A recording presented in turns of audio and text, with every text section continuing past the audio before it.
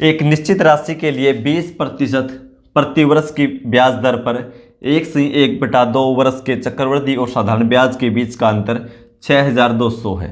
जब ब्याज अर्धवार्षिक रूप से चक्रवृद्धि किया जाता है तो वह धनराशि ज्ञात कीजिए। सबसे पहले रेट देखो, रेट कितनी हुई 20% और समय कितना है, टाइम 1/1/2 यानी 3/2 वर्ष। अब देखो भाई ब्याज चक्रवृद्धि कैसा है, अर्धवार्षिक। अर्धवार्षिक का मतलब ये है ब्याज की गणना 6 महीने में की जाती है। तो भाई 1.5 वर्ष है यानी 1/1/2 वर्ष, तो कितनी बार ब्याज का भुगतान किया जाएगा, 3 बार। इसलिए क्या करेंगे, दर को आधा कर दो और समय को 2 गुना कर दो, क्योंकि दर क्या है 20% वार्षिक, 1 वर्ष के लिए 20% है, लेकिन ब्याज की गणना तो 6 महीने में की जानी है। तो क्या करेंगे, दर को आधा कर दो, समय को 2 गुना।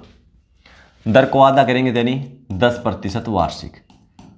ठीक है, 10% का मतलब 1/10। ठीक है, समय को 2 गुना कर देंगे, क्योंकि ब्याज का भुगतान भाई 1 साल में 2 बार किया जाता है ना, तो 1.5 वर्ष में कितनी बार किया जाएगा, 3 बार।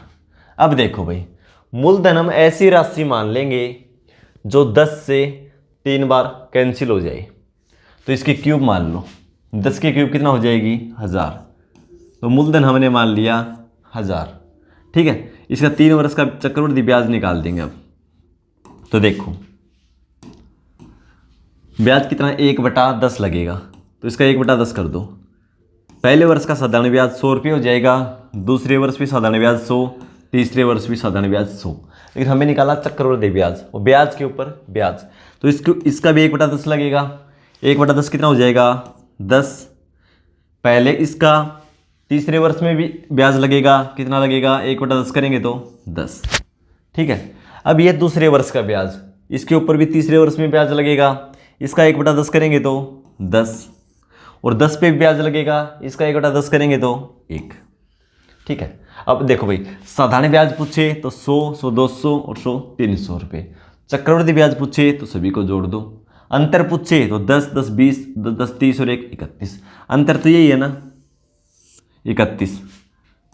कितना अंतर है 31, लेकिन क्वेश्चन में अंतर कितना बता रखा है 6200 रुपये, यानी 31 यूनिट की वैल्यू कितनी है 6200। 1 यूनिट की वैल्यू निकालेंगे तो 6200 को 31 से भाग दे दो। निकालना क्या, हमें धनराशि ज्ञात करनी है। तो धनराशि कितनी है भाई, हमने क्या मानी है 1000 यूनिट, तो 1000 की वैल्यू निकालनी है तो गुणा में 1000। देखो 31 से कैंसिल करेंगे, 2 बार में 62, 2 0 लगा दो, 200 की और 1000 की गुणा कर दो, 200 के आगे 3 0 और लगा दो। धनराशि कितनी थी वो 2 लाख रुपए। ऑप्शन बी हो जाएगा।